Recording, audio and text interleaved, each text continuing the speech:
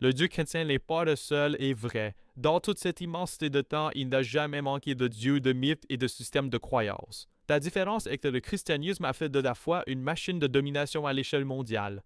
Bien avant l'apparition du christianisme, le monde était un mosaïque de cultures. Égypte, Mésopotamie, Inde védique, civilisation africaine, empires amérindiens et bien d'autres. Les dieux étaient nombreux et beaucoup bien plus anciens que Jéhovah. Le polythéisme était la norme. La religion et la mythologie faisaient partie de la culture et n'étaient pas des impositions universelles. Jésus, une figure historique dont l'existence est encore discutée dans certains cercles, aurait vécu en Palestine occupée par les Romains au 1er siècle.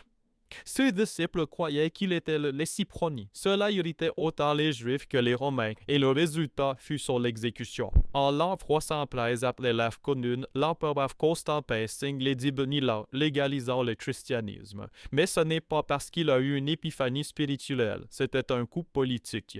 L'Empire est en crise. Constantin a vu dans la secte chrétienne croissante un moyen d'unifier sa base sous une foi commune.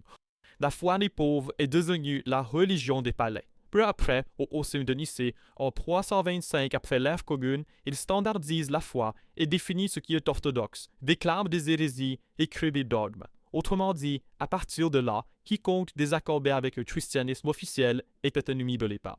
Et commence une campagne d'évangélisation forcée de l'Europe païenne qui durera des siècles. Peuples saxons, germaniques, nordiques, slaves, tous obligés d'abandonner leur Dieu sous la menace de mort, offensés par les déphanies, temples brûlés, livres anciens détruits. Toute la culture antérieure à la croix était considérée comme l'œuvre du démon. Connaissances anciennes, confisquées ou brûlées. Femmes libres et guérisseuses, étiquetées comme sorcières, emmenées au bûcher. Autrement dit, le christianisme n'a pas triomphé parce qu'il était vrai. Il a triomphé parce qu'il a éliminé physiquement tous les concurrents. La réforme protestante au XVIe siècle a fissuré le contrôle de l'Église catholique, mais n'a libéré personne de la doctrine. Cela massacre multiplié les chefs. Luther, Calvin et compagnons continuaient à croire dans la Bible comme vérité libérale et ont utilisé le même mécanisme de peur, de culpabilité et de soumission.